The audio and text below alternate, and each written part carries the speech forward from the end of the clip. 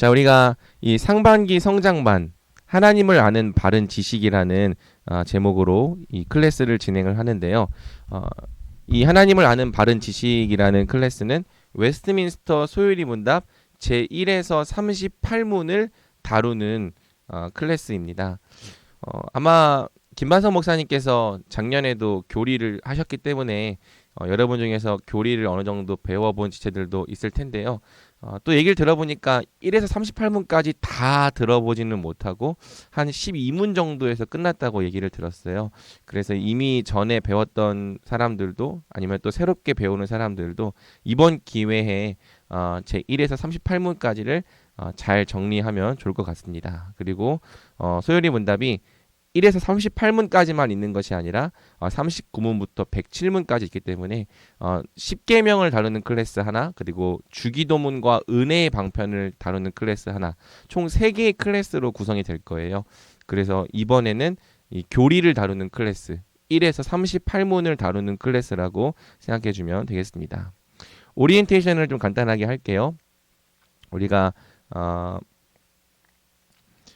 이 하나님을 아는 바른 지식이라는 이 공통 교재를 사용하고 사실 저희 모교반 중에서는 심화 수료자가 이광민 형제 한 명밖에 없는데 소율이 문답 삶을 읽다라는 책을 심화 수료자는 추가적으로 독서를 해서 A4 반 페이지로 매주 요약을 해주면 될 것 같습니다. 훈련 중 결석은 2회까지 가능하고 3회부터는 수료가 안 된다는 거. 그래도 혹시 3회 이상 빠지더라도 중간에 어차피 수료 못하니까 그만둬야지 이렇게 생각하지 말고 혹시라도 2회가 넘어가더라도 계속 들어와서 클래스를 들으면 좋겠고요. 지각 3회 시 결석 1회 처리 이렇게 됩니다. 그리고 이렇게 지금 저희 스케줄이 나와 있는데 아마 목요일 반은 특별한 일이 없는 이상 요대로 그대로 갈 것 같아요. 주일반은 이것저것 행사들이 많아서 이 일정이 딜레이 되거나 변동되기도 하는데 목요반은 크게 바뀌는 것 없이 이러한 스케줄로 가게 될 것 같습니다. 네, 그러면 우리 거두절미하고 바로 오늘 부분으로 들어가겠는데요. 자, 오늘은 제1광 사람의 주된 목적과 성경이라는 이 주제를 함께 다뤄보도록 하겠습니다. 우리가 이제 제1에서 38문을 통해 교리를 공부하는데 이 교리를 왜 공부해야 하는가부터 좀 정리해 볼 필요가 있습니다. 교리가 무엇이냐라고 했을 때 교리는 성경 전체가 특정 주제에 대해 오늘날 우리에게 무슨 가르침을 주고 있는지와 관련된 내용이다. 이렇게 정리해 볼 수 있어요. 그러니까 특정 주제에 대해서 성경이 가르치는 원리 이렇게 생각하면 좋을 것 같습니다. 여기서 중요한 표현은 주제를 다룬다는 거죠. 성경이 주제별로 되어 있지가 않잖아요. 우리가 읽고 있는 성경은 창세기, 출애굽기, 레위기, 민수기, 신명기 이런 식으로 어떤 역사적인 흐름을 따라 되어 있고 하나의 주제를 이 설명해 나가는 그런 방식보다는 이 역사 속에 우리가 알아야 될 하나님에 대한 진리가 잘 녹아들어 있는 그런 식으로 성경이 되어 있죠. 물론 바울 서신 같은 경우에는 이 주제에도 다뤄지고 있지만 바울 서신도 당시 교회들을 위한 어떤 상황적인 맥락이 들어가 있기 때문에 우리가 읽고 있는 성경이 주제별로 정리가 되어 있지 않다는 것. 그래서 이제 이 조직 신학자 또는 교의 신학자라고 하는 사람들이 하는 일이 뭐냐면 이 성경을 잘 연구를 해서 이 주제별로 내용을 정리를 하는 거예요. 그래서 우리가 평소에 갖는 신앙적 질문들이 다 교리적 질문이라고 할 수 있죠. 하나님은 어떤 분이신가요? 죄는 어떻게 생겨났나요? 왜 기독교만 진리인가요?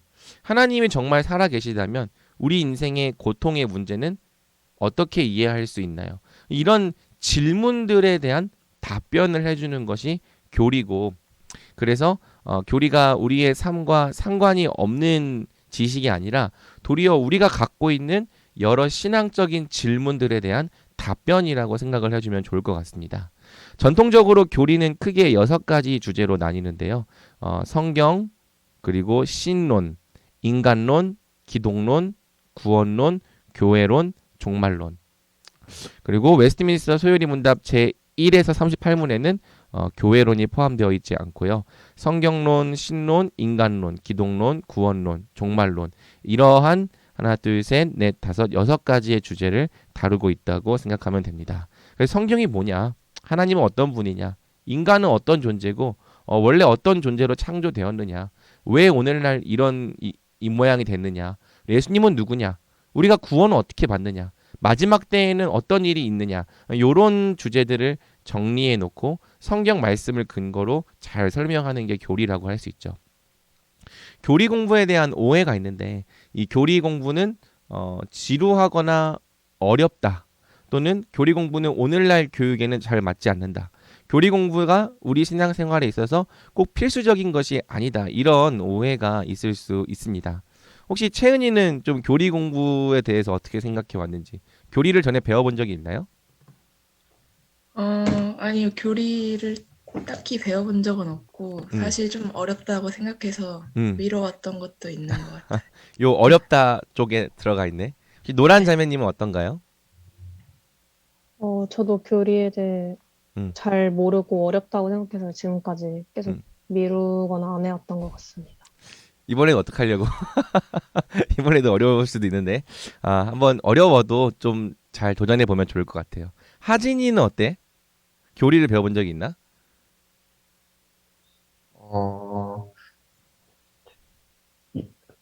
2년 전? 3년 전에 한번 그 성장반 들어봤다가 조금 내용이 어려워서 제대로 집중 못했던 게 기억에 납니다.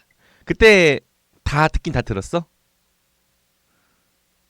듣긴 했는데 좀 중간에 많이 빠져서 아마 수련을 못했던 것 같아요. 네, 이번에 수료하길 축복합니다.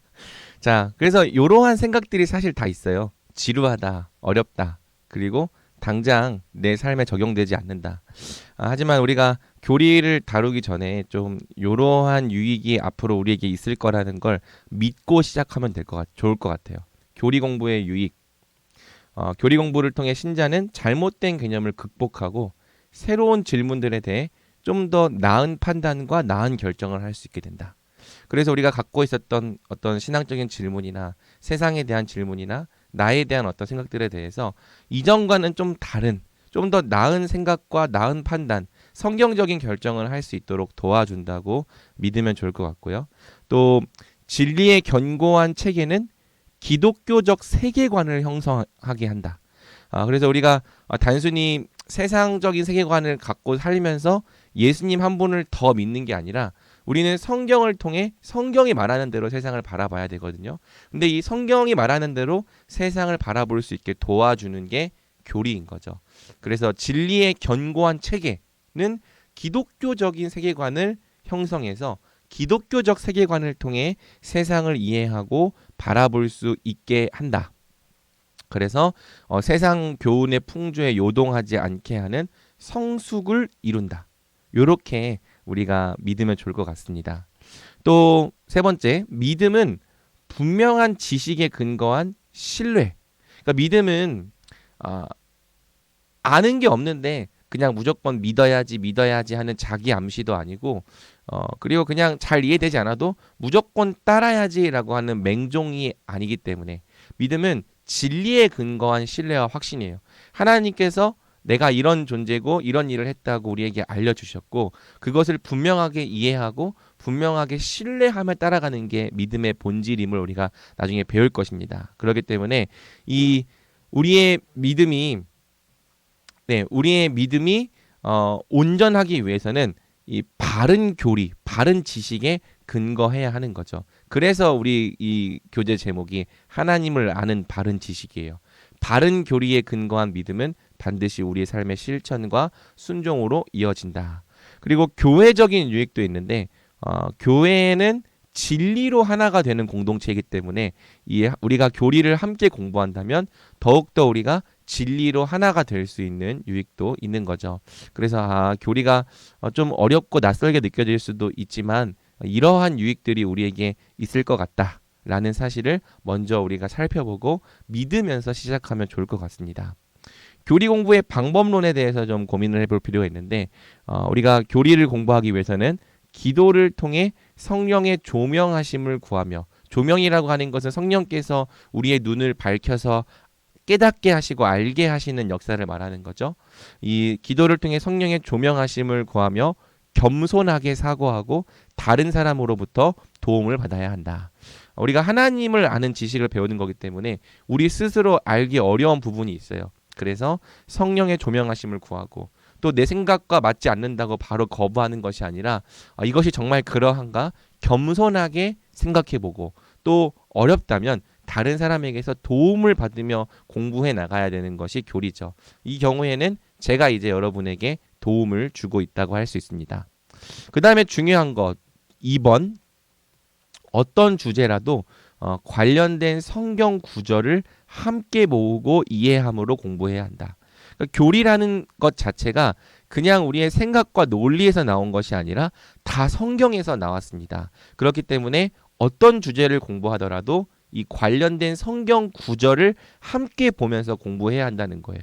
특별히 우리가 교리를 공부할 때 가장 어려워하는 부분이 이 예정과 작정에 대한 부분이거든요. 그리고 이 예정과 작정에 대한 부분에 항상 걸려서 하나님에 대한 어떤 오해도 많이 생기고 그 부분을 잘 못 넘어가는데 그 부분을 이해할 때 우리가 겸손하게 사고하지 않으면 또 성경을 근거로 판단하지 않으면 되게 이해하기 어려운 부분이 있습니다. 그렇기 때문에 미리 얘기하는데 겸손하게 생각하자. 그리고 성경을 근거로 함께 공부하자. 요 사실을 좀 명심하면 좋을 것 같고요. 또 교리 공부는 목적이 뭐냐? 하나님을 향한 기쁨과 감사다. 우리가 단순히 이 지식을 늘리기 위해서 교리를 공부하는 것이 아니라 하나님을 더 사랑하고 하나님을 더 알아가고 하나님을 더 즐거워하기 위해 교리를 공부하는 거예요. 그래서 교리를 공부하면 공부할수록 머리가 차가워지고 가슴도 차가워지는 사람이 되는 것이 아니라 하나님을 향한 기쁨과 사랑과 열정이 더 살아나는 사람이 되어야 하는 거죠.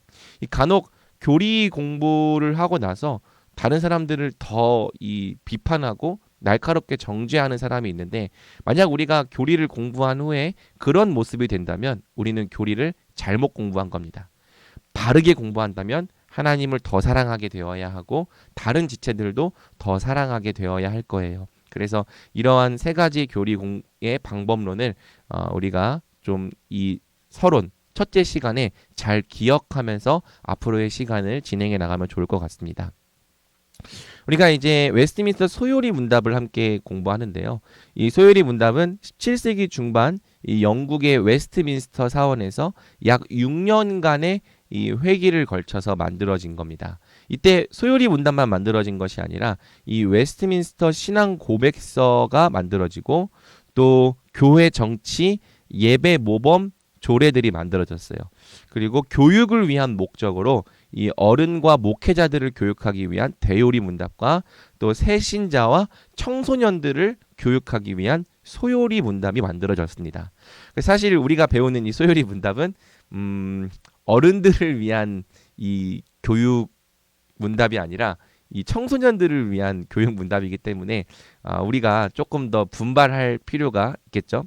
그래서 대요리 문답 성인 및 목회자 준비생을 교육하기 위한 용도고 총 196개. 그리고 하나의 문답 자체가 내용이 굉장히 길어요. 소요리 문답은 초신자와 청소년을 교육하기 위한 용도고요. 총 107개의 문답으로 되어 있습니다. 현재 우리 장로교 합동교단은 웨스트민스터 신앙 고백서와 대소요리 문답을 신앙의 표준으로 삼고 있습니다. 대한예수교 장로회에서 특별히 웨스트민스터 신도개요서, 이게 신도개요서가 신앙 고백서고요. 성경 대소요리 문답은 성경을 밝히 해석한 책으로 인정한 것인즉 우리 교회와 신학교에서 마땅히 가르칠 것으로 알며 그중에 성경 소요리 문답은 더욱 우리 교회 문답책으로 채용하는 것이다. 이것이 총회 헌법에 기록되어 있고요. 사실은 우리 모든 성도들이 세례를 받고 교회에 들어오는 모든 성도들이 이 소요리 문답을 배우고 여기에 기록된 신앙에 기초하도록 우리 교단이 세워져 있는 거죠. 하지만 이제 오늘날에는 좀 지식을 경시하고 어떤 이 감정과 체험 위주의 신앙으로 가다 보니까 이 소요리 문답에 대한 교육이 제대로 이루어지지 않고 있었는데 요즘에 다시 진리를 잘 가르쳐야 된다는 움직임이 일고 있습니다. 그러한 맥락에서 지금 우리도 소요리 문답을 함께 공부하고 있는 거고요. 그래서 이 소요리 문답이 우리가 신자로 살아가는 것에 있어서 선택이 아니라 사실은 필수다. 우리는 이 하나님을 알고 또 진리 안에서 일치를 이루기 위해서 소요리 문답을 반드시 잘 공부해야 한다. 이렇게 생각해 주면 좋을 것 같습니다.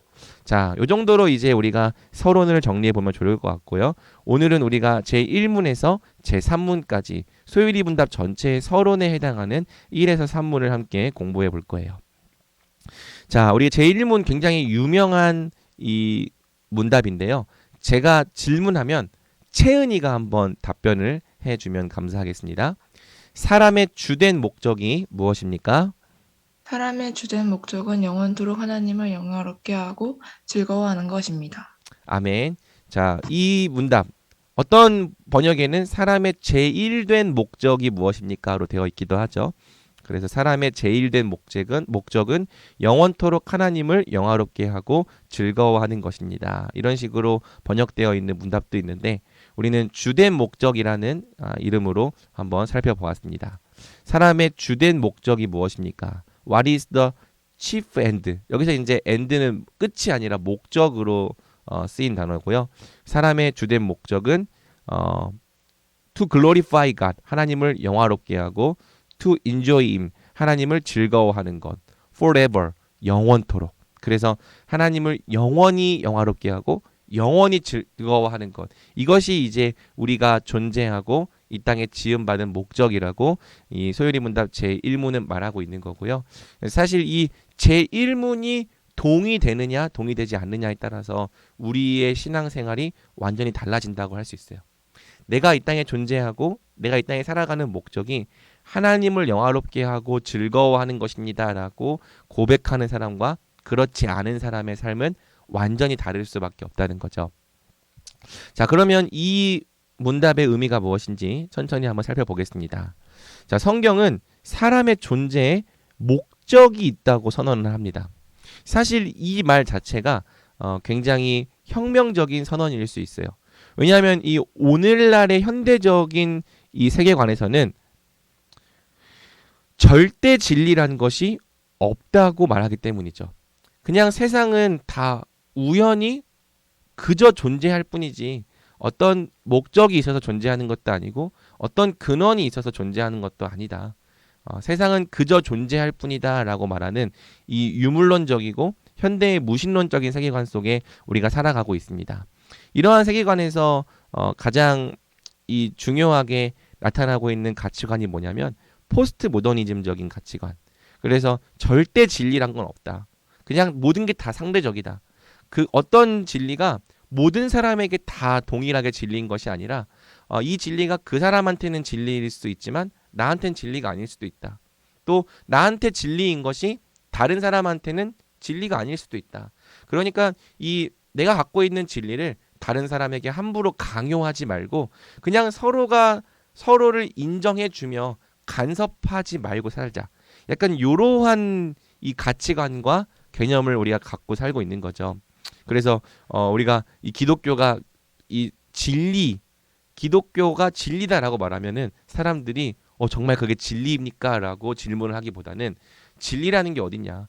너네가 갖고 있는 그 지식만 진리라고 말하는 것은 굉장히 위선적이고 배타적이고 독선적이다. 이렇게 말을 하는 거죠. 이러한 세계관 속에서 세상은 그저 존재한다고 생각하기 때문에 인생의 목적 또한 있을 수 없다고 얘기를 하는 거예요. 인생의 절대적인 목적이 있을 수 없다.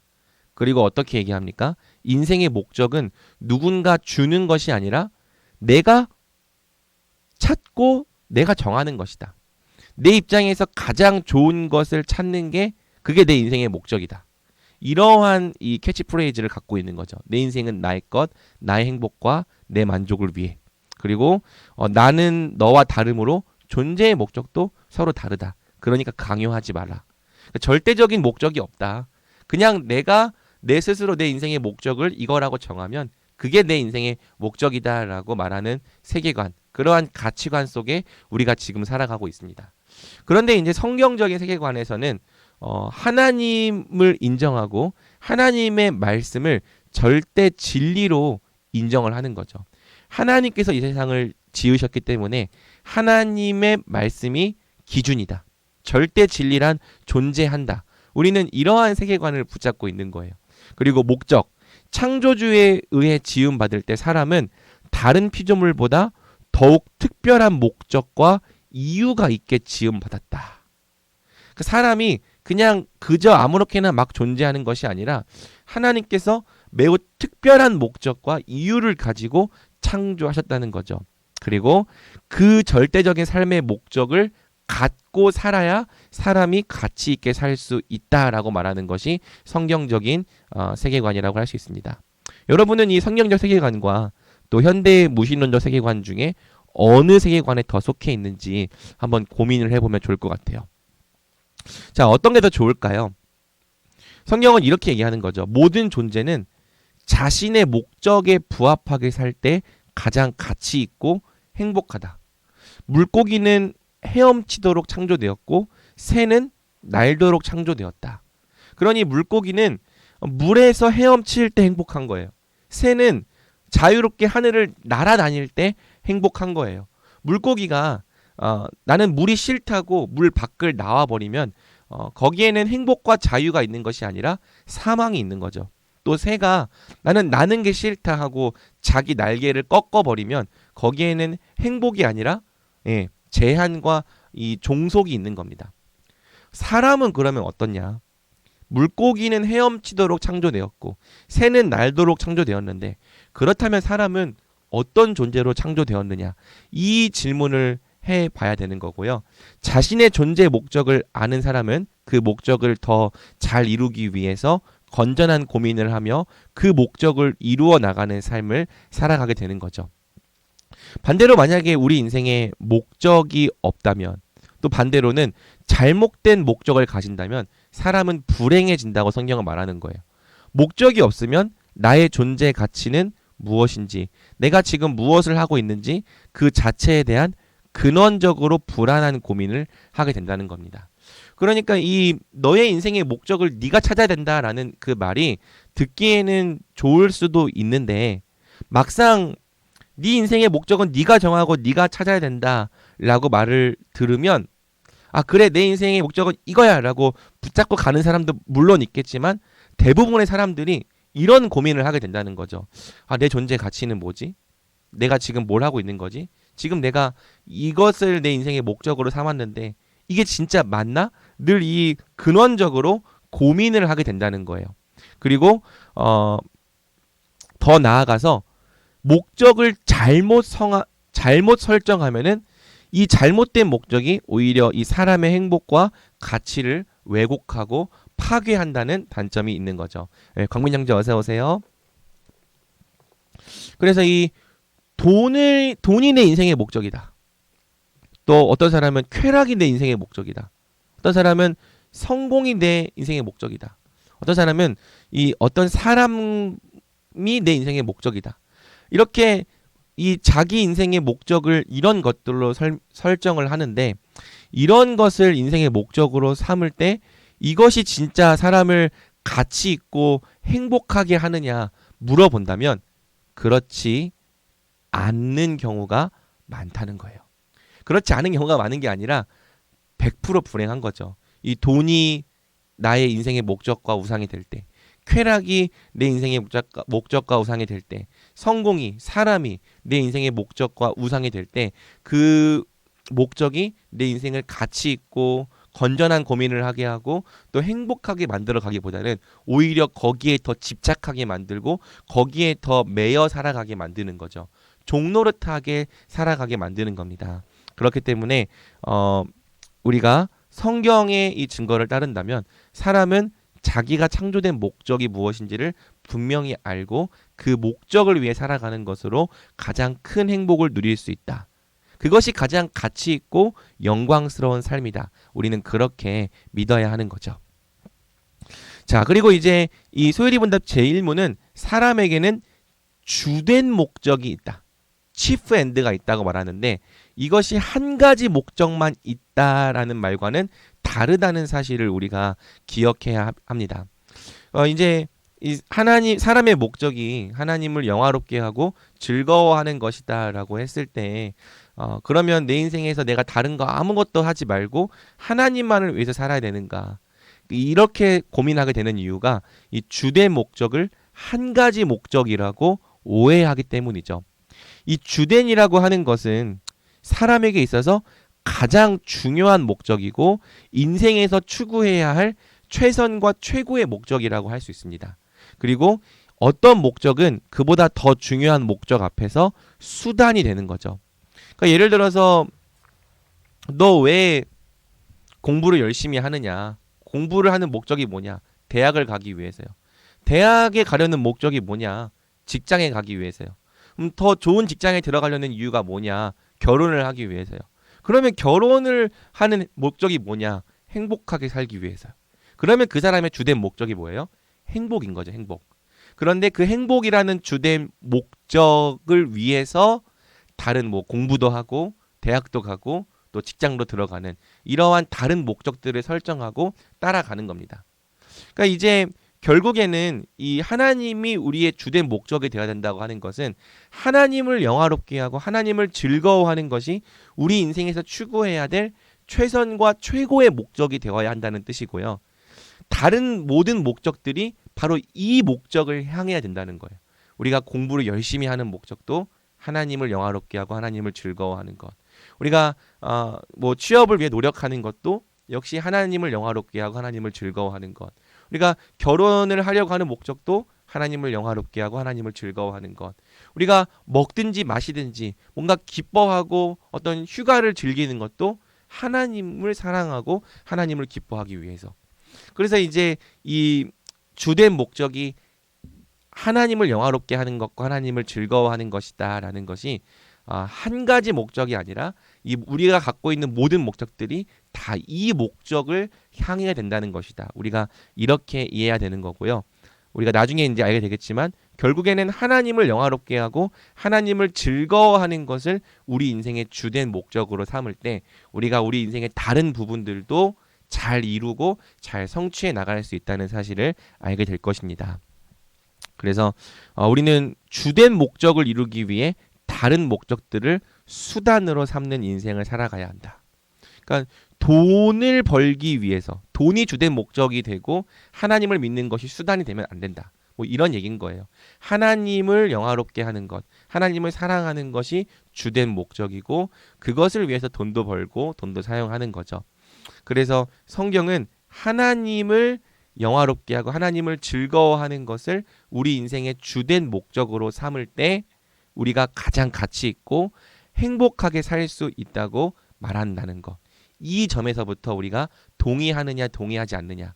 이 점에서부터 우리가 완전히 다른 인생을 살아가게 되는 겁니다. 이 내용에 대해서는 이따가 우리 소그룹 때 한번 또 고민해 보도록 할게요. 자, 그러면 이제 우리가 중요하게 고민해 봐야 될 게 뭐냐면 하나님을 영화롭게 하는 것이 뭐냐부터 좀 고민해 봐야 하는 거죠. 사실 우리가 교회를 다니면서 하나님의 영광을 위해 살아야 된다라는 말은 정말 귀에 딱지가 안 치게 들었을 거예요. 하지만 하나님의 영광을 위해 산다는 것이 구체적으로 뭐냐에 대해서 정확하게 배우고 또 정확하게 이해하려고 노력해 본 사람들은 그렇게 많지 않았을지도 모릅니다. 자, 우리 인생의 주된 목적은 하나님을 영화롭게 하는 것인데 이 하나님을 영화롭게 하는 것이 우리 인생의 주된 목적이라고 말하면 많은 사람들이 이런 오해를 하는 거죠. 하나님의 영광을 위해 사는 것은 나의 기쁨과 즐거움을 포기하고 노예처럼 사는 거다.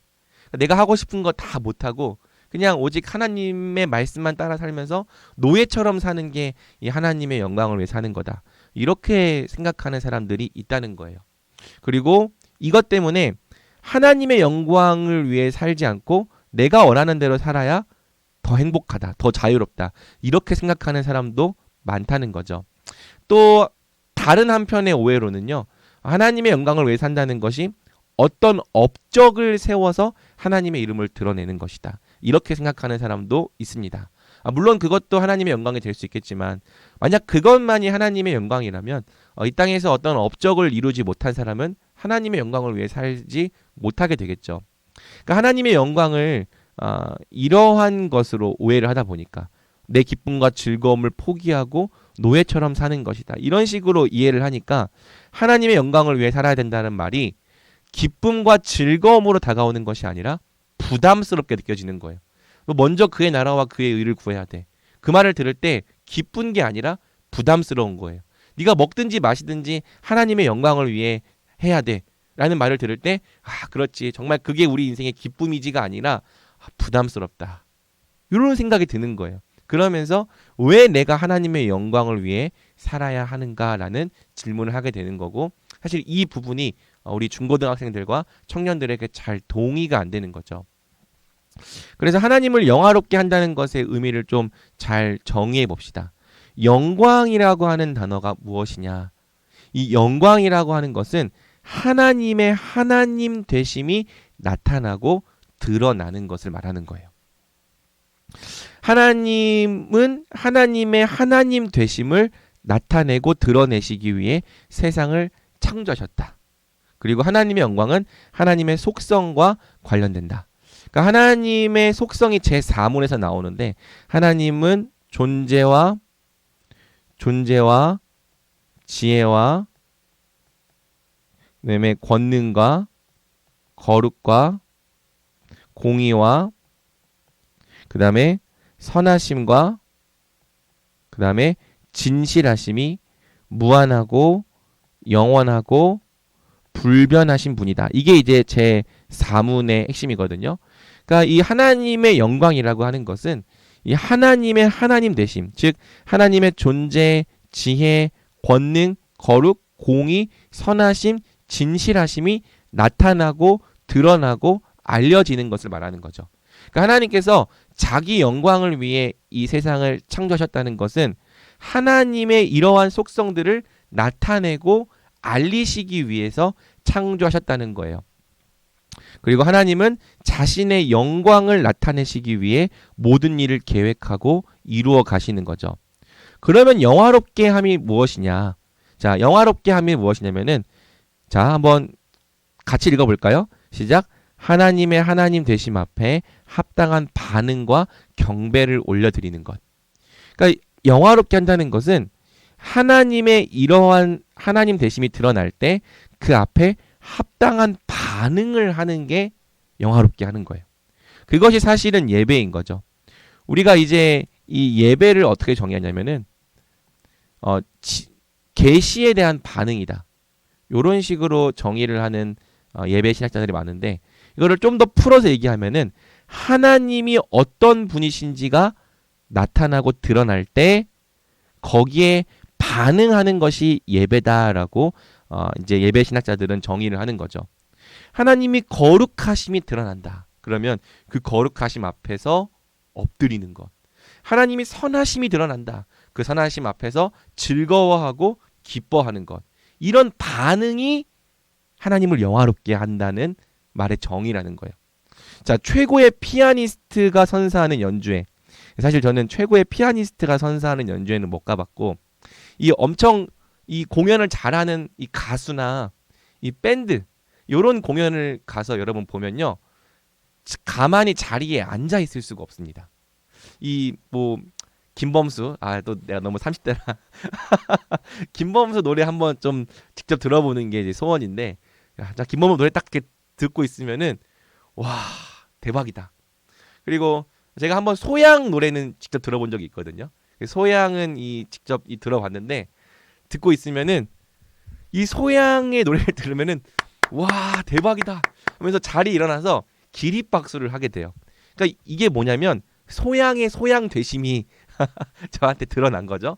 그러면 그거를 보면은 이 견딜 수가 없어요. 거기에 합당한 반응을 하게 되는 거죠. 자, 하나님을 영화롭게 한다라고 하는 이 말 자체가 네가 하나님을 위해서 뭔가를 열심히 해야 된다 이게 아니에요. 물론 그것도 하나님을 영화롭게 하는 부분의 이 한 모습이지만 그것에 앞서서 하나님의 하나님 되심 앞에 충분한 반응과 경배를 하는 이 자체가 하나님을 영화롭게 하는 거고, 뒤에서 보겠지만 그렇기 때문에 이 하나님을 영화롭게 하는 것이 우리 인생에서 즐거운 일이 될 수 있는 거죠. 자, 하나님을 영화롭게 하는 것은 그분을 위해 내가 어떤 업적을 이루는 게 아니라, 또 그분의 명령을 무겁게 지키는 것이 아니라 하나님의 영광을 알고 누리며 만족하는 것과 관련된다. 하나님의 거룩하심이, 하나님의 공의로우심이, 하나님의 선하심이, 하나님의 진실하심이 말씀을 통해, 또 예배를 통해, 내 삶 전체를 통해 알려지고 깨달아질 때 우리가 그 영광을 맛보고 경험하며 그것에 대한 찬양과 감사와 사랑의 반응을 올려드리는 거죠. 그리고 우리가 그렇게 하나님의 하나님 되심 앞에 우리 마음에서 터져 나오는 반응을 올려드릴 때 하나님께서 가장 크게 영광 받으신다는 거예요. 여러분, 영광이라는, 이 영화롭게 하다는 것을 이렇게 정의를 하면 좋겠습니다. 그러니까 여러분이 하나님의 하나님 되심을 잘 알지 못하고 늘 하나님의 명령을 무거운 계명과 짐으로 여겨서 하기 싫은데 억지로 예배 오고, 하기 싫은데 억지로 뭐 어떤 일을 따르고, 그렇게 하는 것으로 하나님께 영광이 될 수가 없어요. 왜냐하면 여러분이 마음으로부터 하나님을 즐거워하고 있지 못하잖아요. 그렇죠? 그런데 만약에 여러분이 이 교리 공부를 통해서나 또 말씀 공부를 통해서나 예배를 통해서나 내 삶 속에서 하나님이 정말 어떤 분이신지, 야, 하나님이 정말 내 인생에 신실하신 분이네, 하나님이 정말 나를 사랑하시네, 이 하나님의 하나님 되심을 맛보고 경험하며 알아가는 거예요. 그리고 그 하나님 앞에서 하나님 정말 당신은 내 인생에 신실하신 분입니다. 하나님 정말, 하나님은 나를 사랑하시는 분이군요. 하나님 정말 당신은 나에게 한량없는 은혜를 베푸시는 분이군요. 하나님 감사합니다. 찬양합니다. 사랑합니다. 이러한 마음에서 나오는 반응이 하나님을 영화롭게 한다. 이제부터 이렇게 정의를 하면 좋을 것 같아요. 만약에 우리가 하나님을 영화롭게 한다는 말을 이렇게 정의하면 정말 내가 하나님을 영화롭게 하는 그 시간이 내 삶 속에 정말 얼마나 되나 좀 고민해 볼 필요가 있겠죠. 매주 예배를 드리는 시간이 진짜 하나님을 영화롭게 하는 시간이 되고 있나? 내가 살아가는 그 모든 시간이 하나님을 영화롭게 하는 시간이 되고 있나? 존 파이퍼는 이렇게 말했습니다. 우리가 하나님 안에서 가장 크게 만족할 때 하나님께서 우리 안에서 가장 크게 영광을 받으신다. 하나님의 하나님 되심을 기뻐하고 즐거워하고 그것으로 만족할 때 하나님께서 영광을 받으신다. 여러분들이 나중에 시편을 읽어봐요. 다 예배가 이런 구도로 돼 있어요. 하나님의 선하심과 진실하심을 찬양하자. 하나님께서 우리에게 행하신 일을 찬양하자. 하나님께서 우리에게 얼마나 놀라운 사랑을 베푸셨는지 깊이 묵상하자. 그게 예배고 그게 영광을 돌리는 거죠. 그래서 이 하나님을 영화롭게 하는 것이 사람의 주된 목적이라면 이 말은 조금 바꿔 말하면 하나님을 더 많이 알아가는 것이 사람의 주된 목적이라고도 말할 수 있습니다. 우리가 이 땅을 왜 살아가느냐? 하나님을 더 많이 알아가기 위해서 살아가는 거예요. 단순히 지식을 넘어서, 지식도 중요합니다. 제가 지식을 넘어야 된다는 말은 지식을 무시하라는 말이 아니에요. 진리를 기초하되 지식에 넘치는 하나님을 더 알아가는 것, 사랑하고 경험하게 되는 것, 이것이 이제 우리가 이 땅에서 이 땅을 살아가는 목적이라고 할 수 있죠. 그리고 이제 이 하나님을 영화롭게 하는 것은 우리 삶의 전 영역에서 일어나야 하는 일이다. 고린도전서 10장 31절을 한번 노란 자매님이 읽어주시겠어요?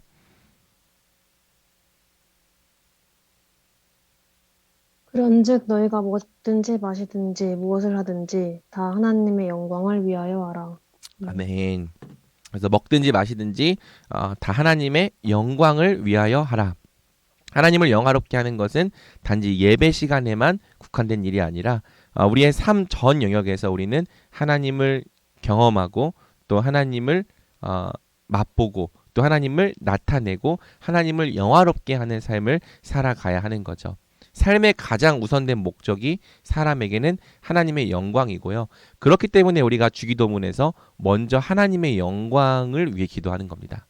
하늘에 계신 우리 아버지여, 이름이 거룩히 여김을 받으시오며 나라가 임하시오며 뜻이 하늘에서 이루어진 것 같이 땅에서도 이루어지이다. 자, 그러면 3번 그를 영원토록 즐거워하는 것을 우리가 살펴봐야 되는데요. 이 그를 영원토록 즐거워하는 것이 이 하나님을 영화롭게 하는 것과 서로 별개의 것이 아니에요. 하나님을 영화롭게 하는 것은 필연적으로 그분을 영원토록 즐거워하는 것으로 이어진다. 이 두 개는 사실상 동전의 양면이다. 이제 이렇게 이해하면 좋을 것 같습니다. 하나님을 영화롭게 하는 것이 인간이 누릴 수 있는 최고의 행복과 기쁨이다. 하나님을 즐거워한다는 것이 무엇이냐?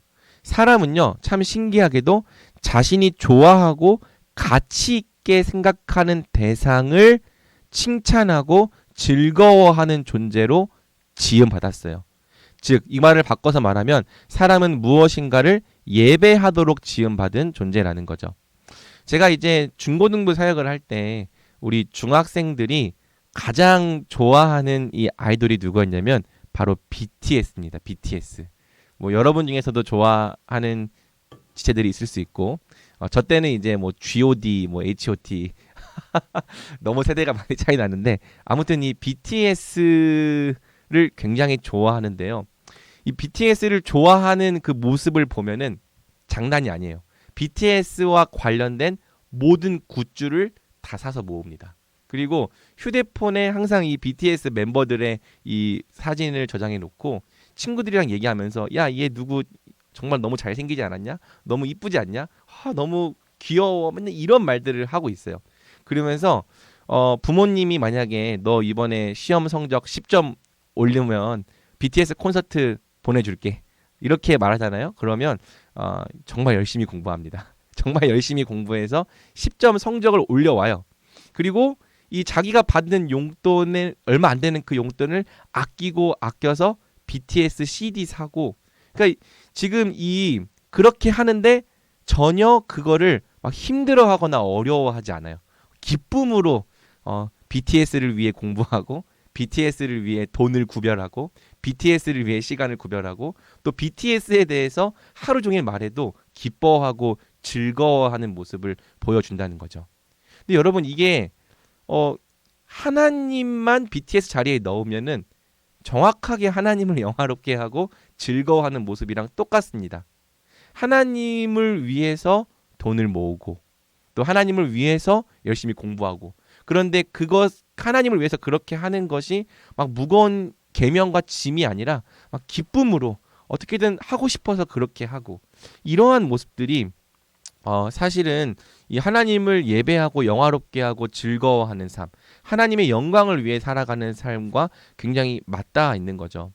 또 뭐 BTS뿐만 아니라 남자들은 뭐 어떤 이 자동차나 이런 걸 좋아하는데, 자동차 좋아하는 사람들은 자동차에 대해서 연구하고, 자동차 뭐 이름까지 다 외우고, 안에 들어가는 어떤 이 부속품까지도 다 외워요. 그러면서 막 돈 정말 쪼개고 모아서 진짜 돈도 없는데 이 차 비싼 거 사고, 요즘 뭐 카푸어라고 부르더라고요. 그렇게 비싼 거 사고, 그러면서 막 이 친구들 만나서 늘 차에 대한 얘기하고, 그러니까 어떤 자기가 좋아하고 가치 있게 생각하는 대상을 칭찬하고 즐거워하는, 예배하는 존재로 지음받았다는 거죠. 그리고 그 대상이 하나님이 아닐 뿐이지 이 땅의 모든 사람들은 다 자기가 가장 좋아하고 가치 있게 생각하는 대상을 칭찬하고 즐거워하고 예배하고 있는 거예요. 성경은 그 예배의 대상이 그런 것들이 아니라 하나님이 될 때 우리 인생이 정말 참된 행복과 만족과 가치를 누릴 수 있다고 말하는 거죠. 자, 하나님을 즐거워하는 것은 그분의 무한한 가치와 선하심, 그리고 아름다우심을 마음껏 누릴 때 나타나는 결과다. 하나님이 얼마나 존귀한 분인지를 알고, 하나님의 선하심을 누리고, 하나님의 아름다우심을 마음껏 향유할 때 우리에게 나타나는 반응이 뭐냐? 즐겁다. 즐거움이라는 거예요. 그리고 이 하나님의 영광이 자기 인생의 즐거움이 되는 사람은 자기 삶의 모든 부분이 다 그 영광을 위해 살게 되는 거죠. 이게 주된 목적이 된다는 뜻이에요. 하나님의 영광을 맛보고 누리고 경험하는 것이 내 인생의 가장 중요한 목적이기 때문에 하나님의 영광을 위해 먹기도 하고 하나님의 영광을 위해 마시기도 하고 하나님의 영광을 위해 공부하기도 하고 하나님의 영광을 위해 연애하기도 하고 하나님의 영광을 위해 가정을 꾸리기도 하고 하나님의 영광을 위해 직장에서 열심히 일하기도 하는 이 모든 이 우리 삶의 정돈이 바로 하나님의 영광을 즐거워할 때 하나님을 주된 목적으로 이루어질 수 있다는 거죠. 자, 그래서 요 표를 우리가 항상 평생 기억하면 좋을 것 같습니다.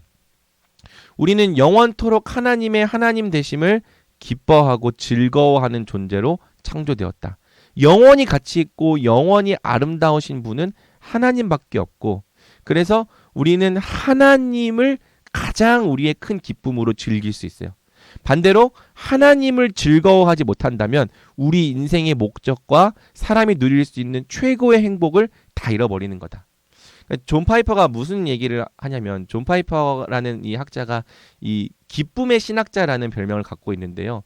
우리가 너무 싸구려를 통해서 만족하고 기뻐하려 한다는 거죠.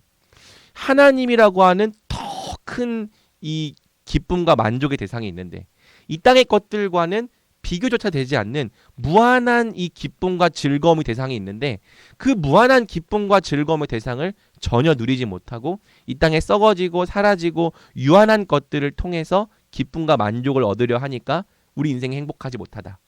하지만 우리가 하나님을 우리 인생의 가장 기쁨과 즐거움의 대상으로 발견하고 그분을 누릴 수 있다면 우리 인생의 큰 기쁨으로 충만해질 것이다. 이 존 파이퍼가 이렇게 이제 이야기를 하는 겁니다. 그래서 우리는 하나님을 즐거워해야 된다. 그게 우리가 지음받은 목적이고 반대로 우리가 하나님을 즐거워하지 못한다면 사람이 누릴 수 있는 최고의 행복을 다 잃어버리는 것이다. 여러분은 하나님을 즐거워하고 있는지 하나님을 누리는 행복을 날마다 맛보며 살아가고 있는지 이 부분에 대해서도 우리가 이따가 소그룹 시간에 한번 고민해 보면 좋겠습니다. 이 표를 보면요. 하나님의 무한한 영광과 선하심, 아름다우심이 나타나죠. 이게 이제 하나님의 영광이 나타난다는 뜻이에요. 이 영광이 사람이 누릴 수 있는 최고의 행복과 기쁨이다. 그쵸? 하나님의 무한한 영광, 선하심, 아름다우심 이것이 하나님의 영광인데 이 영광 자체가 사람이 누릴 수 있는 최고의 행복과 기쁨의 대상이다. 그리고 이 기쁨과 행복을 맛보고 경험한다면 사람은 어떻게 삽니까? 하나님의 영광에 반응하며 그에 합당한 찬양과 경배를 돌리며 그분의 영광을 위해 살아간다. 그리고 그분의 영광을 위해 살아가면 살아갈수록 하나님의 이 선하심과 아름다우심이 더 깊이 체험돼요. 그러면 더 하나님을 위해 살게 되고 하나님을 위해 더 살게 되면 하나님을 더 경험되어지고 그러면 하나님을 위해 더 살게 되고 이러한 사이클이 우리 인생 가운데 평생 일어나야 하는 거죠. 그래서 이러한 사이클이 지금 내 인생 가운데 이루어지고 있는지 만약 이러한 사이클이 우리 인생 가운데 이루어지고 있지 못하다면 지금 우리의 신앙은 무언가 점검이 필요한 시기라고 할 수 있겠죠. 그래서 이번 이 소요리 문답 시간을 통해서 이러한 사이클이 회복되면 좋겠습니다. 자, 그러면 우리 이제 2에서 3문 성경을 들어가려고 하는데 우리 한 11시까지 한 7분 정도 잠깐 휴식하는 시간 갖겠습니다. 우리 제 양육에는 한 5분 정도 휴식 시간이 있는데 이 휴식 시간을 주일에도 주니까 굉장히 기뻐하고 좋아하더라고요. 그래서 한 5분 정도는 잠깐 숨도 돌리고 앞에 있는 내용도 살펴보고 또 잠깐 휴식하면 좋을 것 같습니다. 광민 형제님, 네, 아까 저희가 다 소개 한번 안녕하십니까? 했는데 네. 혹시 지금 소개 한 번만 해주실 수 있을까요? 네, 안녕하세요. 누구나 알고 있지만 약간 어색할 수도 있는 대학의 네, 이광민입니다. 앞으로 잘 부탁합니다. 너무 감사합니다. 이번에 네. 심화 수료로 유일하게 신청해 주셨던데 네, 좀 자세하게 알고 싶어서 심화를 신청했습니다. 네, 이 심화 수료는 뭐 다른 건 별로 없고 네. 앞에 여기 오리엔테이션이 나왔지만은 이 책 읽는 과제가 하나 더 들어가거든요. 근데 이게 그렇습니까? 네, 책 네. 좋아합니다. 책 받아 가셨나요, 이번 주에? 네, 그 예원이한테 그 책은 받아왔습니다. 네. 책하고 교재하고 받아갔고요. 그래서 어, 훈련 전날 자정까지 이 책 분량을 읽고 한 네. A4 반 페이지 정도로 자유롭게 네. 뭐 요약을 해도 되고 느낌과 감정을 써도 되고 자유롭게 써서 이 책 한 권을 잘 읽어 나가는 것이 이 심화 수료의 특징이고요. 그래서 아마 네. 제 강의로 다 이해되지 않거나 강의로 설명되지 않는 부분들이 책을 같이 읽으면 훨씬 더 깊이 이해되고 많이 남을 거예요. 그래서 좀 바쁘고 쉽지 않겠지만 잘 해서 유일하게 모교반의 심화 수료자가 되어주길 부탁합니다. 알겠습니다. 열심히 하겠습니다. 네, 그러면 우리 한 5분 정도 쉬겠습니다. 저 잠깐 화장실 갔다 오고. 네, 알겠습니다.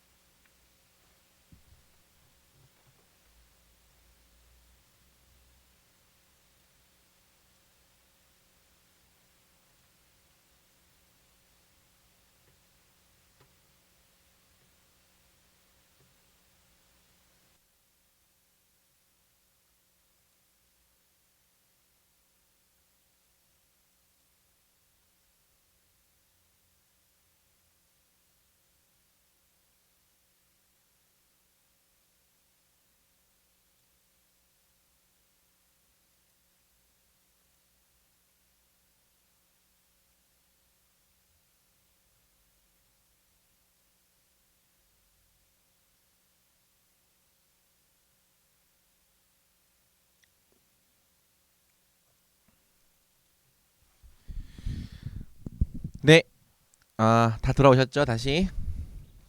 그러면 바로 또 시작해 보도록 하겠습니다. 자, 다 돌아왔으면 이 얼굴이 안 보이니까 뭐 알 수 있어야지. 이렇게 손 한번 딱 들어주면은 네. 우리가 하나님을 영화롭게 하고 즐거워하는 것이 우리 인생의 주된 목적이다라는 사실을 살펴보았는데 이것이 우리 인생에 잘 되면 좋겠지만 사실 그것이 잘 안 되기 때문에 늘 우리가 어렵고 힘든 거거든요. 그래서 어떻게 하면 우리 인생이 하나님을 영화롭게 하고 하나님을 즐거워할 수 있는가? 하나님을 즐거워하는 것이 우리 인생의 주된 목적이 되게 할 수 있는가를 이제 설명하는 것이 바로 이문과 산문입니다.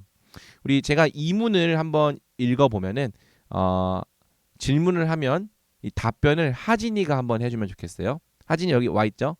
예. 하나님은 우리로 하나님을 영화롭게 하고 즐거워하도록 지도하시기 위하여 어떤 규칙을 주셨습니까?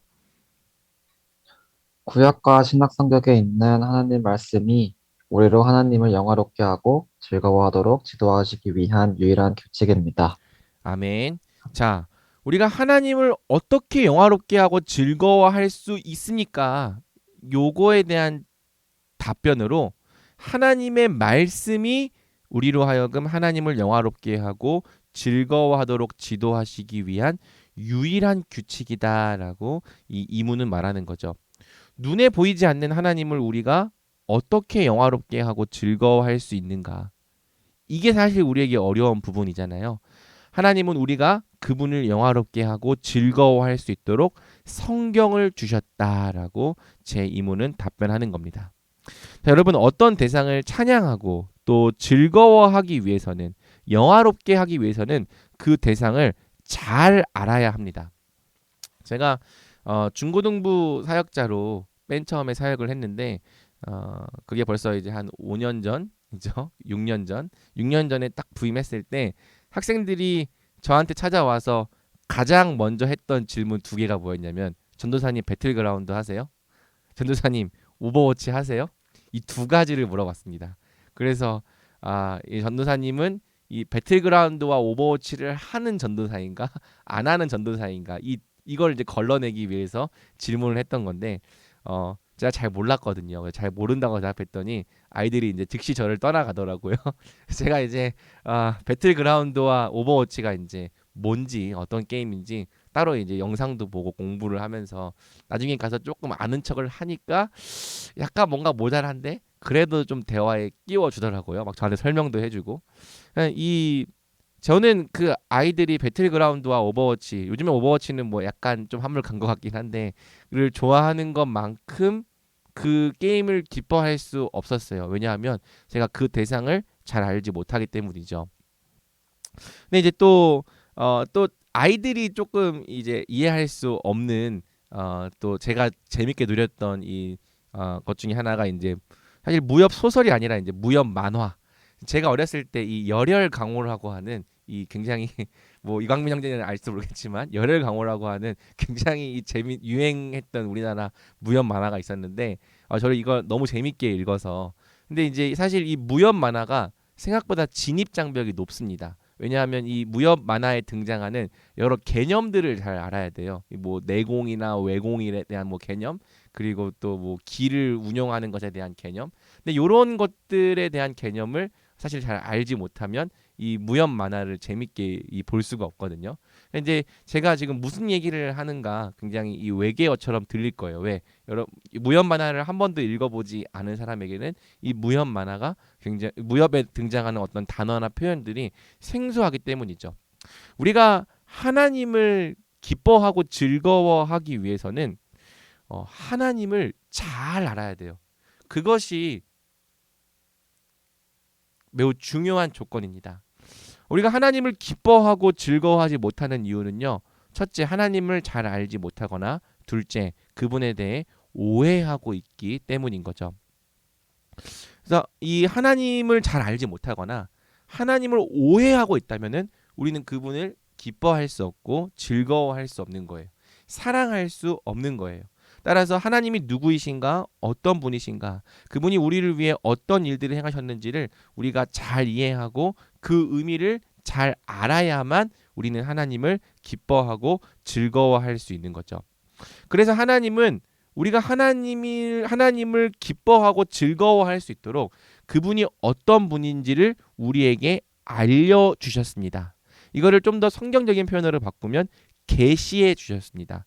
계시라고 하는 것은 감추어진 것을 드러내어 보여준다는 뜻인데, 눈에 보이지 않는 하나님, 이 세상을 지으신 하나님이 어떤 분이신지를 우리에게 알려주시고 계시해 주셨다. 왜? 우리가 하나님을 영화롭게 하고 즐거워할 수 있도록. 그리고 그 알려주신 내용의 기록이 바로 성경이다. 우린 이렇게 믿는 거죠. 하나님은 깨달음과 득도, 또 사람의 노력과 사색 및 경험 등을 통해 알 수 있는 분이 아니다. 물론 이런 것들이 어느 정도는 도움이 될 수도 있겠지만 내 사색으로 하나님은 이런 분이실 거야 라고 생각한다면 우리는 반드시 하나님을 잘못 이해하고 오해에 빠지게 되어 있다는 거죠. 왜? 우리가 나중에 보겠지만 타락하여서 하나님을 아는 지식을 잃어버렸기 때문입니다. 그래서 우리의 생각, 우리의 고민, 우리의 사색, 우리의 경험으로 하나님을 판단하려고 하면은 하나님을 잘못 알게 될 확률이 높은 거예요. 뭐 예를 들어서 여러분이 내가 하나님 앞에 11조를 열심히 드리고 헌금을 엄청 많이 했는데 어느 날 내 인생에 잘 되는 대박이 터졌다. 그러면 경험에 의해서 하나님은 헌금 많이 하는 자에게 복을 주시는 분이구나. 이렇게 알게 되는 것이 정말 하나님을 바르게 알 수 있는 길인가.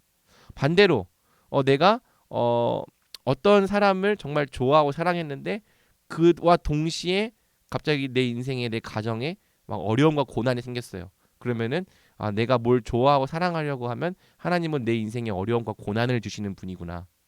그것도 과연 하나님에 대해서 바르게 안 거라고 할 수 있는가. 사실 우리가 이 청년들이나 또 많은 성도님들을 보면은 하나님을 알아가는 것에 있어서 이 성경이 하나님에 대해서 뭐라고 말하고 있는지를 의지하기보다는 지금 내가 하나님께 느끼는 느낌이 뭐냐, 감정이 뭐냐, 내가 내 인생에서 뭘 경험했느냐를 가지고 하나님을 알려고 하는 경우가 많다는 거고요. 그렇기 때문에 하나님에 대한 오해가 너무 많은 거예요. 그리고 그 오해가 너무 많아서 하나님을 기뻐하기보다는 두려워하고 하나님을 사랑스럽게 느끼기보다는 굉장히 다가가기 어려운 존재로 느끼는 이러한 일들이 이루어지고 있는 거죠. 그래서 우리가 하나님을 정말 사랑하고 기뻐하기 위해서는 하나님을 잘 알아야 되는데, 하나님을 잘 알 수 있는 방법은 하나님께서 그분 자신을 우리에게 알려주신 이 성경밖에 없다. 우리는 이 사실에 동의를 해야 되는 겁니다. 그러면 성경이 뭐냐? 이 소혜리 문답 제2부는 신구약 66권에 기록된 성경이 하나님의 말씀이라고 이야기를 하고 있죠. 성경은 하나님의 감동에 의하여 기록된 책이다.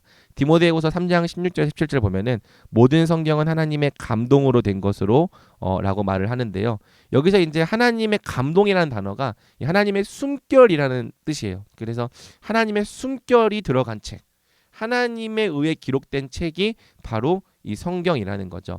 그리고 이 성경은 어떻게 기록되었냐면 성경의 궁극적인 저자는 하나님이신데 동시에 하나님께서 이 성경의 저자의 인격과 개성을 사용하셔서 하나님의 주권적인 역사와 영감을 통해 오류가 없게 하신 책이다. 우리는 성경을 이렇게 이해할 수 있습니다. 이제 이거를 교리적인 용어로는 이제 유기적 영감설이라고 부르는데 더 정확하게는 유기적 축자 영감설. 그냥 이런 단어는 그냥 그런 게 있다 이렇게 정도만 알면 좋을 것 같아요. 사람이 썼지만 하나님이 쓰셨다. 사람이 기록한 책이지만 하나님께서 성경 저자의 인격과 개성을 사용하셔서 그리고 성령을 통해 이 주권적인 역사와 영감을 통해 하나님의 진리가 기록되는 것에 오류가 없게 하셨다. 그렇게 기록된 책이 성경이다라고 이 디모데후서 3장 16절은 말하고 있는 거죠. 몇 가지 성경의 특징이 있는데요. 이 특징들은 여러분들이 한번 읽어보면 좋을 것 같아요. 성경은 자증한다. 자증한다는 것은 성경 스스로 그것이 하나님의 말씀임을 증명한다는 뜻이에요. 성경은 다른 권위를 빌려서 그것이 하나님의 말씀인 것을 입증하는 것이 아니라 스스로 그것이 하나님의 말씀인 것을 스스로 증명하고 있다는 거고요. 그리고 또 우리가 성경을 읽을 때 성경이 곧 하나님의 말씀이라는 사실을 성령 하나님께서 확증해 주신다. 그래서 이제 가끔 이제 성경이 하나님 말씀이라는 것을 뭐 어떻게 믿을 수 있느냐를 질문하는 사람이 많은데 제가 항상 하는 말은 읽고 나서 좀 얘기해라 라고 얘기를 해줘요. 안 읽으면서 늘 그런 얘기를 해요. 이것이 모세가 쓰고 바울이 썼는데 어떻게 하나님이 쓴 거냐, 어떻게 하나님의 책이 되냐. 그러니까 안 읽고 어떤 조건과 그런 상황과 환경에 따라서 이것이 하나님의 말씀이 될 수 없다고 주장하려고 하는데, 읽을 때 하나님께서 알려주신다. 그리고 또 성경 자체가 하나님의 말씀임을 스스로 증거하고 있다. 명시적으로도 증거하고 있고 또 그 내용 자체로도 읽으면 읽을수록 이것은 정말 하나님의 말씀일 수밖에 없구나라는 사실을 우리에게 나타내고 있다는 거죠. 성경의 무어성, 성경의 모든 말씀은 오류가 없으며 진실하다. 그래서 성경은 진리이다라는 말을 여기 하고 있고요. 성경의 명료성, 성경은 하나님의 도움을 구하고 그의 말씀에 따르길 원하는 모든 사람들이 읽을 때 이해하기 쉽도록 분명하고 명료하게 기록되었다. 사실 이 부분을 좀 안 믿는 사람들이 요즘 많은 것 같아요. 성경 왜 이렇게 어렵게 써놨냐? 성경 왜 이렇게 어렵게 기록해놨냐? 하나님께서 우리에게 알려주시려면 좀 쉽게 기록해야지 이렇게 이해할 수 없게 기록해 놓았냐라고 생각하는 사람들이 많은데 이 부분에 대해서 사실 좀 어떻게 이해하면 좋을까요? 저는 오늘날 우리의 문해력이 떨어진 게 굉장히 큰 문제라고 생각합니다. 몇 가지 이제 이 성경을 만들기 어려운 원인들이 있는데, 성경 자체의 내용은 그렇게 어려운 내용이 아니에요. 사실 우리가 충분히 읽고 이해하려고 하면 이해할 수 있는 내용인데, 일단 목사님들이 너무 어렵게 가르치지 않나 하는 이거 약간 이 셀프 디스인 것 같긴 한데 너무 어렵게 가르치지 않나 싶은 것도 있고요. 번역이 너무 옛날 걸 우리가 좀 고수하고 있지 않나. 사실 좀 이 성경으로 유입되는 사람들이 많아지려면 이 번역을 좀 오늘 우리가 사용하는 언어에 맞게 좀 다른 번역을 쓸 필요가 있지 않나라는 고민도 하고 있어요. 왜냐하면 이 성경이 쓰여졌을 당시에 이 코인의 헬라어라고 하는 이 신약 성경의 언어는 이 공통 언어, 시장에서 쓰이던 언어로 기록된 거거든요. 어디 뭐 궁중이나 어떤 고위 관료들이 사용하는 고급 언어를 쓴 것이 아니라 시장 바닥에서 사람들이 쓰는 단어와 말들을 사용해서 성경을 기록했고 누구나 다 읽을 수 있게 했는데 오늘날 우리가 갖고 있는 이 성경이 우리가 지금 사용하는 말이랑은 좀 거리가 멀어서 어제 수요 예배 때 이제 원도 선교사님이 도고라는 말을 이제 사용했는데 성경에 도고라고 적혀 있거든요. 근데 도고가 뭔지 아세요, 여러분? 우리가 갔다 온 수련의 장소가 도고죠. 예. 도고가 이제 다른 사람들을 위한 기도가 이제 도고라는 말을 쓰는데 왜 도고라고 써놨을까? 이걸 도고라고 써놓으면 누가 이 말을 듣고 다른 사람을 위한 기도라고 이해할 수 있을까? 좀 이런 고민도 되는 거고요. 근데 또 무엇보다도 가장 좀 어려운 점은 오늘날 우리가 텍스트를 읽는 능력이 많이 저하된 게 문제가 아닌가.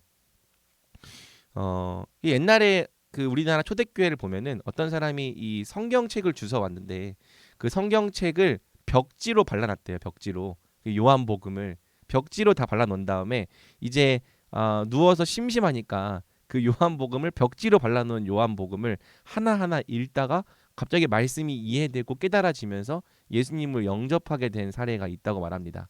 그러니까 이제 옛날 사람들은 이 벽지로 발라놓은 성경을 읽고 이해하고 믿을 수 있는 그 정도의 어떤 문해력이 있었는데 오늘날 우리는 너무 이 미디어에 익숙해지다 보니까 성경을 읽는 능력이 많이 떨어진 것 같아요. 근데 성경이 절대 어려운 건 아니다.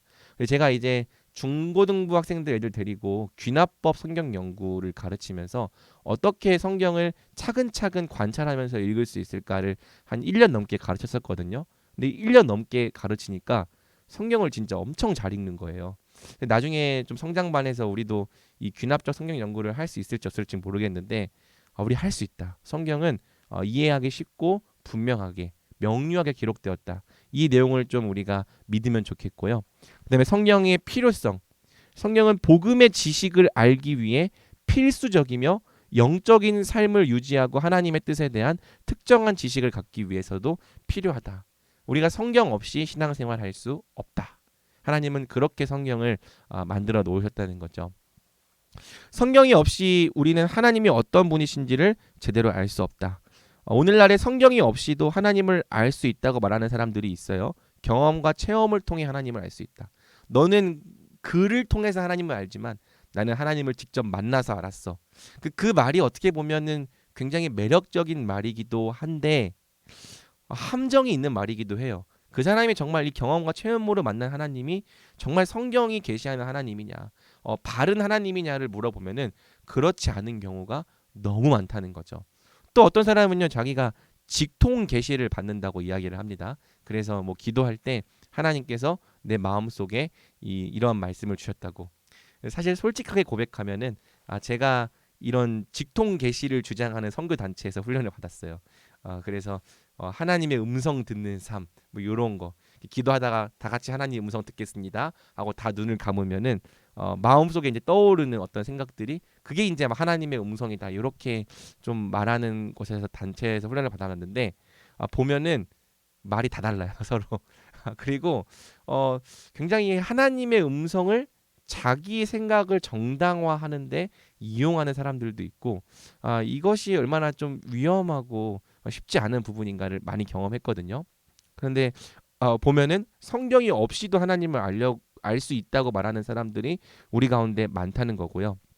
성경 없이 하나님을 알고자 하는 모든 노력은 결국 하나님을 우리 마음대로 바꾸고 오해하는 결과로 이어진다. 그래서 뭐 아론의 금송아지 사건 너무 유명한 사건이고 이 출애굽 광야에서 금송아지 하나 세워놓고 이 금송아지가 우리를 애굽에서 인도하여 낸 하나님이다. 또 이 미가의 신상 사사기 때 기록된 사건인데 미가의 어머니가 이제 그 신상을 하나 만들어 놓고 이제 이런 신상을 만들었으니까 하나님이 복 주실 거야. 자 어디 보죠?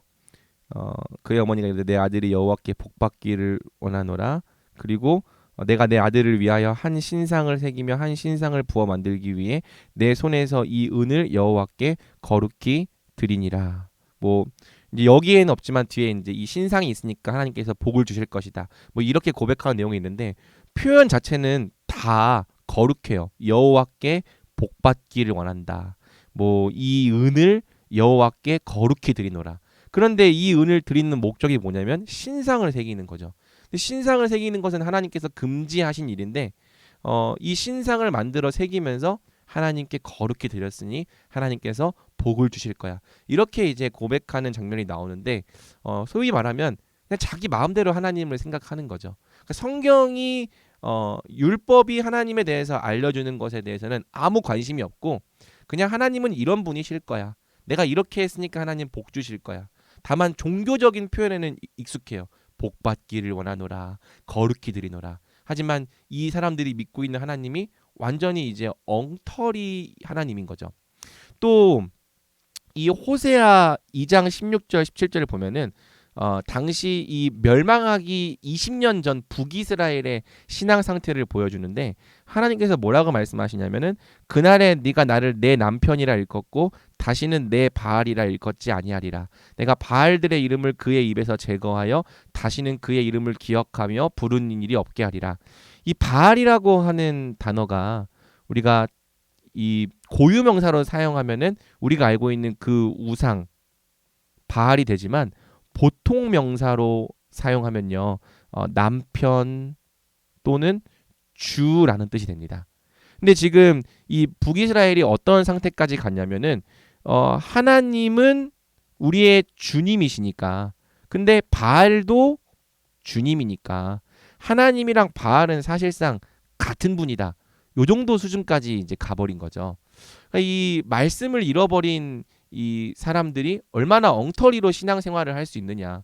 이 바알이라고 하는 신과 하나님이라고 하는 분은 완전히 다른 신이고 다른 것을 요구하시는 분인데 말씀을 잃어버리니까 바알이 하나님 아니야? 바알도 주님이고 하나님도 주님이니까 바알은 하나님과 같은 분이야. 같은 분을 우리가 다르게 이름을 부르는 거야. 라고 생각을 하면서 바알에게 제사하듯이 하나님 섬기고 바알을 섬기듯이 하나님을 섬기고 이렇게 망가진 상황까지 간 거예요. 그래서 이제 하나님께서 말씀하시기로는 더 이상 내 바알이라는 말을 못 쓰게 하고 내 남편이라 일컫게 하겠다. 그러니까 바알이라는 말 자체를 아예 못 쓰게 만들어 버리고 너희의 신앙을 내가 회복하겠다라고 이제 말을 하는 거죠. 근데 우리의 신앙이 성경이 없으면 여기까지 망가질 수 있습니다. 그러니까 이제 온통 우리가 생각하는 어떤 뭐 기복주의라고 하든지 온갖 이 우리의 어떤 무속 신앙 이런 신앙들을 다 하나님께 대입을 해서 하나님 이렇게 하면 복 주시고 하나님 이렇게 하면 내 인생 가운데 함께 하실 거야. 자기가 믿고 싶은 대로 믿는 상태로 떨어질 수 있다는 거예요. 어떻게 할 때? 성경을 잃어버릴 때. 실제로 성경 안에서도 이러한 일이 일어났고 지금 이제 오늘날 우리 한국 교회 안에서도 가장 큰 문제가 되는 게 뭐냐면 하나님을 다 자기 믿고 싶은 대로 믿는다는 거죠. 자기가 알고 싶은 대로 믿으니까 서로 이 하나님을 믿는 믿음의 일치가 되지도 않고 서로 통일이 되지도 않는 거예요. 그리고 하나님을 자기 믿고 싶은 대로 믿으니까 하나님을 기뻐하고 영화롭게 하는 삶도 없고 정말 이 거룩하신 하나님을 발견해서 이 거듭남과 또 구원의 이 회복을 누리는 일도 일어나지 않고 이러한 모든 근본적인 원인이 다 성경을 잃어버린 데 있다. 솔직히 오늘날 청년부에 성경을 단 한 번이라도 읽어본 청년이 정말 몇 명이나 되는가? 여기 계신 분들은 다 한 번이라도 읽어봤습니까? 그리고 그 성경이 정말 뭘 가르치는지를 진짜 고민하면서 배워본 사람이 몇 명이나 되는가 보면은 배워본 사람이 없어요.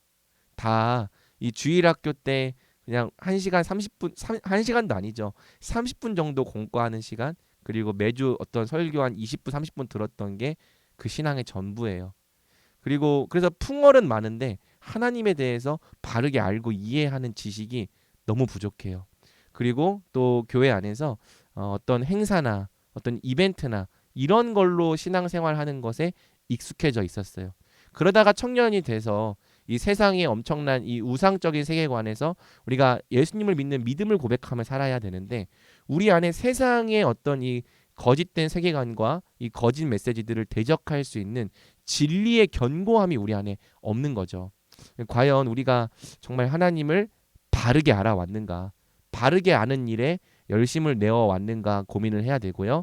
지금이라도 우리가 이렇게 소요리 문답을 통해서 하나님을 바르게 알아가는 것이 너무나도 귀한 일이다 라고 생각해 주면 좋겠고요. 그러니 앞으로 빠지지 않고 마지막까지 잘 들어야겠다. 이렇게 결단을 해주면 좋을 것 같습니다. 자, 성경은 우리가 하나님을 영화롭게 하고 즐거워하기 위한 유일한 규칙이다라고 말하는데요. 규칙이라는 말은 바꿔 말하면 이 방법 외에 나머지 방법들은 다 불법이란 뜻이에요. 우리는 오직 하나님이 정하신 방법을 통해서만 그분을 영화롭게 할 수 있다. 여러분이 만약 연애를 하면서 여러분의 남자친구 혹은 여자친구가 여러분이 싫어하는 방법으로 여러분을 사랑한다고 한번 생각을 해봐요. 여러분이 분명 나는 이런 거 싫어하고 나는 네가 이렇게 안 했으면 좋겠다라고 정말 열심히 설명을 해줬는데 남자친구가 또는 여자친구가 그걸 무시하는 거예요. 그리고 내가 싫어하는 일들을 계속 하는 거죠. 그러면서 너 자꾸 왜 그렇게 하느냐 물어봤더니 다 너를 사랑하기 때문에 한 거야. 이렇게 말을 한다면 여러분 여자친구와 남자친구가 그렇게 행하는 것을 사랑으로 받아들일 수 있겠습니까? 마찬가지예요. 하나님도 우리가 하나님을 어떻게 사랑하고 어떻게 섬겨야 될지를 말씀을 통해 가르쳐 주셨습니다. 그런데 우리가 하나님께서 말씀으로 알려주신 것들을 다 무시하고 내가 생각하는 대로 내 주관대로 하나님을 대한다면 그러면서 이게 다 하나님을 사랑하기 때문에 한 거예요 라고 고백한다면 과연 여러분의 그 행위를 하나님께서 기뻐하실 수 있겠냐는 거죠. 어떤 사람들은 그렇게 얘기해요. 하나님은 사랑이 너무나도 많으시기 때문에 우리의 중심만 올바르다면 우리가 하나님을 사랑하는 그 중심만 옳다면 어떻게 사랑해도 하나님이 다 받아주신다. 그런데 그게 정말 성경이 그렇게 말하고 있는지 성경은 그렇게 말하지 않습니다. 오히려 성경에는 하나님께서 정하지 않으신 방법으로 예배하는 자들, 하나님께서 정하지 않으신 방법으로 하나님께 나아오는 자들을 불의한 자와 불법한 자라고 말씀하시며 굉장히 진노하시는 모습을 많이 보여주죠. 그래서 우리가 하나님이 원하시는 참된 경건과 정당한 예배 역시 오직 성경을 기준으로 삼을 때만 가능하다는 것. 우리가 이 사실도 같이 명심하면 좋겠습니다. 그래서 성경이 이제 주로 가르치는 것 두 가지가 무엇인가, 이제 이 내용만 살펴보고 오늘 마무리할 텐데요. 혹시 이제 노란 자매님이 제가 질문하면 답변해주면 감사하겠습니다. 성경이 주로 가르치는 것이 무엇입니까? 성경이 주로 가르치는 것은 사람이 하나님에 대하여 무엇을 믿어야만 하고 하나님이 사람에게 요구하시는 의무가 무엇인지에 관한 것입니다. 감사합니다. 성경이 주로 가르치는 것은 하나님에 대해서 뭘 믿어야 하는가, 또 하나님이 사람에게 요구하시는 의무가 무엇인가. 다른 누군가가 성경이 무슨 책이냐라고 물어보면 이렇게 답변해주면 좋겠어요. 하나님에 대해 뭘 믿어야 하는지, 오늘 우리에게 뭘 요구하는지. 그래서 하나님에 관하여 믿을 것이 무엇인가, 하나님에 관한 참된 지식을 충분히 계시하고 있는 책이고요. 더 나아가서 사람에게 어떤 의무를 요구하시는가, 참된 신앙은 그 믿음의 대상이 요구하는 것을 듣고 행하는 것이다. 그래서 우리가 믿을 뿐만 아니라 그 믿는 대상이 우리에게 요구하는 삶을 실천해야 된다. 그것이 동전의 양면과도 같다고 얘기를 하는 거고요. 그래서 하나님이 어떤 분이신가가 전자가 이 후자의 뿌리가 된다, 근거가 되고, 우리가 어떻게 살아야 되는가는 이 전자로부터 나오는 열매에 해당한다. 그래서 이 두 가지가 균형이 잘 맞아야 된다는 거죠.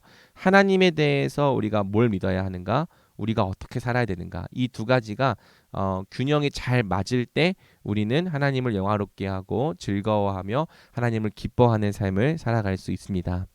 소요리 문답 자체가 이런 구조로 되어 있어요. 주된 가르침 두 가지. 그래서 1에서 38문은 하나님에 관하여 믿을 것이 무엇인가, 39에서 107문은 하나님께서 사람에게 어떤 의무를 요구하시는가. 그래서 우리는 이번 이 성장반을 통해서 하나님에 관하여 믿을 것이 무엇인가라는 이 주제를 하나님을 아는 바른 지식이라는 주제로 공부하는 거고요. 이제 나머지 두 개의 클래스를 통해서 이 39에서 107문은 십계명과 그리고 은혜의 방편, 이 은혜의 방편에 주기도문이 들어가 있습니다. 그래서 우리가 이 십계명은 하나님 사랑과 이웃 사랑이라는 클래스로 나중에 또 살펴볼 거고요. 은혜의 방편, 우리가 어떻게 하나님의 은혜를 힘입어 이 땅을 살아갈 수 있는가에 대한 부분도 나중에 함께 살펴보겠습니다. 자, 결론 및 적용을 빠르게 읽고 끝내도록 하겠습니다. 우리 1번을 한번 광민 형제님께서 읽어주시겠어요? 이 결론 및 적용. 네, 오늘날 우리는 인본주의적 세계관, 곧 절대적인 진리란 애초에 존재하지 않으며 그렇기에 내 자신의 행복과 민족을 위해 살아가는 것을 매우 당연하게 여기고 또한 그것을 유일한 의미와 가치로 여기는 시대 속에 살아가고 있다. 또한 이런 인본주의적 가치관이 기독교 안에서도 그대로 들어와서 우리가 하나님을 위해 존재하는 것이 아니라 마치 하나님이 우리 인간의 행복과 유익을 위해 존재하는 분인 것처럼 생각하는 가르침이 성행하고 있다. 그러므로 우리는 성경의 바른 가르침을 따라 이런 인간 중심적인 사고와 인본주의적 기독교를 거부할 수 있어야 한다. 또 우리는 하나님이 주되심을 거부하고 자신의 만족과 유익을 위해 살기로 선택한 것이 바로 아담의 첫 범죄였음을 기억해야 한다. 네, 그래서 우리가 이제 인본주의적인 세계관에 살아가고 있어서 기독교도 마치 사람이 하나님을 위해 존재하는 것이 아니라 하나님이 사람을 위해 존재하는 것처럼 가르치는 그러한 가르침이 성행하는 시대에 살아가고 있는데, 인간 중심적인 사고, 우리 안에 다 있을 거예요. 마치 하나님이 날 위해 존재하고 하나님이 날 위해 뭔가를 하셔야 될 것 같은, 그리고 인본주의적인 기독교를 거부할 수 있어야 되고, 내가 주인이 아니라 하나님이 주인이다 라는 것을 다시 한번 회복해낼 수 있어야 된다라는 내용이었고요. 2번을 한번 채연이가 읽어줄래요? 우리는 하나님을 영화롭게 하고 그분을 즐거워하도록 지음받은 존재이다. 그러므로 삶의 모든 영역에서 하나님 되심을 즐거워하며 그에 합당한 영광을 돌리며 살아가는 것이 우리가 존재하는 목적이라고 할 수 있다. 우리는 이 목적을 기준으로 이 목적에 맞게 살아갈 때 가장 가치 있고 의미 있고 행복한 존재다.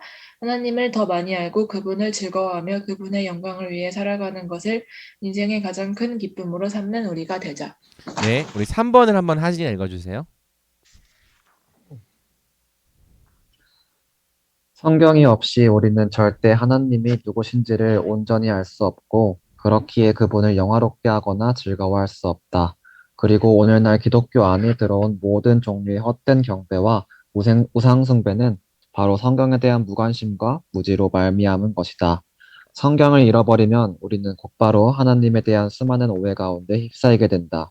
또 성경을 잃어버리면 우리는 자기 생각과 자기 방법으로 하나님을 섬기게 된다.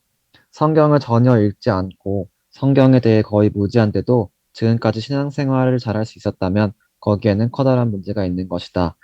초대 교부인 어거스틴은 톨레에게라고 말하였다. 이제 우리의 삶 가운데 성경을 회복하자.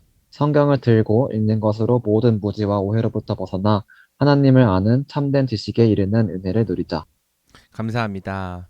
그래서 성경을 전혀 읽지 않고 성경에 대해 거의 무지한데도 지금까지 신앙생활을 잘 하고 있었다면 그게 진짜 잘하고 있었던 건지 정말 거기에는 중대한 문제가 있는 것 아닌지 한번 좀 고민을 해볼 필요가 있을 거고요. 4번은 제가 읽을게요. 하나님은 우리가 그분을 영화롭게 하고 즐거워할 수 있도록 성경을 주셨다. 그리고 이 성경은 하나님이 원하시는 참된 경건과 정당한 예배를 올려드리기 위한 유일한 규칙이다. 우리는 오직 성경이 말하는 대로 하나님이 누구신지를 알고 성경을 따라 하나님을 섬길 때 진정으로 하나님을 영화롭게 할 수 있으며 그분을 즐거워할 수 있다. 하나님의 말씀을 사랑하고 그 말씀을 우리 인생의 유일한 규범으로 삼는 우리가 되자. 그리고 우리 신앙의 선배들이 그 말씀을 잘 이해하고 해석하여 남겨준 유산인 소요리 문답을 끝까지 잘 배우고 공부할 수 있도록 하자. 네, 끝까지 잘 배우고 공부하면 좋겠습니다.